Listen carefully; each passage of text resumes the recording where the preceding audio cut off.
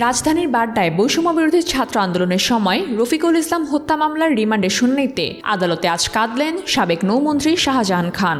সোমবার সকালে Dhaka metropolitan magistrate M A. Azharul ইসলামের আদালতে তাকে হাজির করা হয়। শুনানির এক পর্যায়ে তিনি বলেন, গুলি চালানোর নির্দেশ তিনি দেননি, পুলিশ তাদের ঊর্ধ্বতন কর্মকর্তাদের নির্দেশেই গুলি চালিয়েছে। তিনি দাবি করেন, ষড়যন্ত্র করে তাকে এবং তার ছেলে আসিফুর রহমানকে মামলায় ফাঁসানো হয়েছে। তখন তিনি এক পর্যায়ে কাঁদতে কাঁদতে বললেন, 5 মাস ধরে ছেলের সঙ্গে কোনো দেখা নাই, তার অপরাধটাই বা কি। তবে রাষ্ট্রপক্ষের কৌশলী রিমান্ডের পক্ষে যুক্তি তুলে ধরেন। আদালত শুনানি শেষে শাহজাহান খানের 4 দিনের রিমান্ড মঞ্জুর করেছেন। শুনানি শেষে হাতকড়া, বুলেট প্রুফ জ্যাকেট ও হেলমেট পরা অবস্থায় দ্রুত আদালত থেকে তাকে বের করে নিয়ে যাওয়া হয়। সাংবাদিকদের সঙ্গে কথা বলতে চাইলে পুলিশ তাকে বাধা দেয়। প্রসঙ্গত, গত বছরের জুলাই মাসে বৈষম্যবিরোধী ছাত্র আন্দোলনে গুলিবিদ্ধ হয়ে মারা যায় রফিকুল ইসলাম। তার মামা লুৎফর রহমান বাদী হয়ে মামলা করেন, যেখানে শাহজাহান খান ও তার ছেলেকে আসামি করা হয়।